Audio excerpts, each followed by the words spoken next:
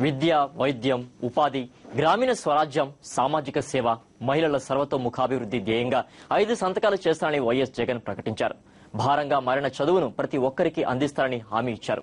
అమ్మఒడి పథకంలో చదువుకునే ప్రతి చిన్నారి తల్లి అకౌంట్లో నెలకు 500 రూపాయలు వేయనున్నట్టు హామీ ఇచ్చారు. ఇందుకోసం తన తొలి సంతకం చేయనున్నట్టు జగన్ తెలియజేశారు. చంద్రబాబు నాయుడు గారి మాదిరి నేను దొంగ హామీలు ఇవ్వను.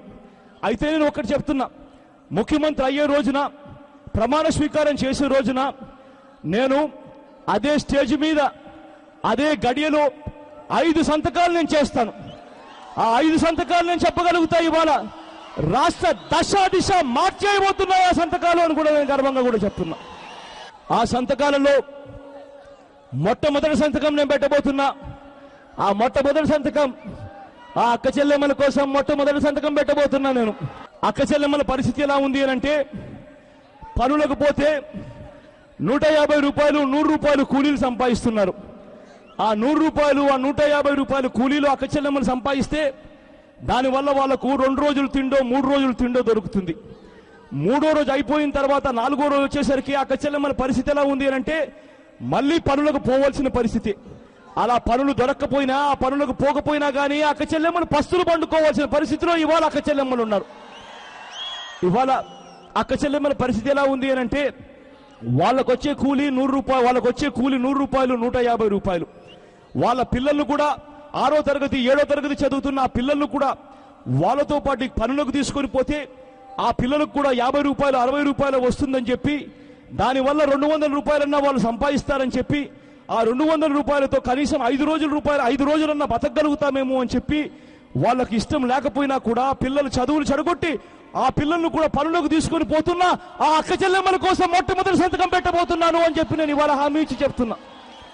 ఇవాళ ఏ అక్క ఏ చెల్లెమ్మ కూడా బ్రతకడం కోసం వాళ్ళ పిల్లలను బడులు మానిపించేసి పనులకు తీసుకొని పోవాల్సిన అవసరం లేని రోజు వస్తుంది అని చెప్పి అక్క చెల్లెమ్మలకు హామీ ఇచ్చి చెప్తున్నా. ఆ అక్క చెల్లెమ్మలు చేయవలసిందల్లా తమ పిల్లలను బడులకు పంపించండి. మీరు బడులకు పంపించండి, నేను చేస్తాను మీ పిల్లలు ఇంజనీర్లుగాను డాక్టర్లుగాను నేను చేస్తాను అని చెప్పి ప్రతి అక్క ప్రతి చెల్లెమ్మకు హామీ ఇచ్చి చెప్తున్నా.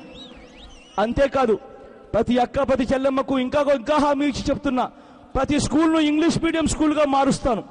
అంతేకాదు ఆ ప్రతి అక్క ప్రతి చెల్లెమ్మకు హామీ ఇచ్చి చెప్తున్నా, వాళ్ళు చేయవలసిందల్లా ఆ పిల్లలను వాళ్ళు బడులకు పంపించండి.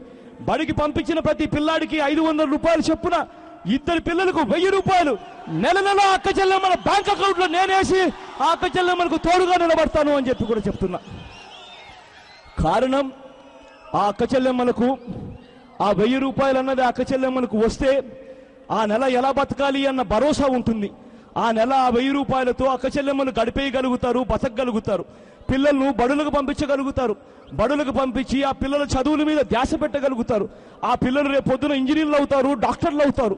ఇంజనీర్లు అయిన తర్వాత, డాక్టర్లు అయిన తర్వాత ముసలి వయసుకు వచ్చిన ఈ అక్క చెల్లెమ్మలను ఆ పిల్లాడు అన్నం పెట్టి చూసుకుంటాడనే మొట్టమొదటి సంతకం పెట్టబోతున్నాను.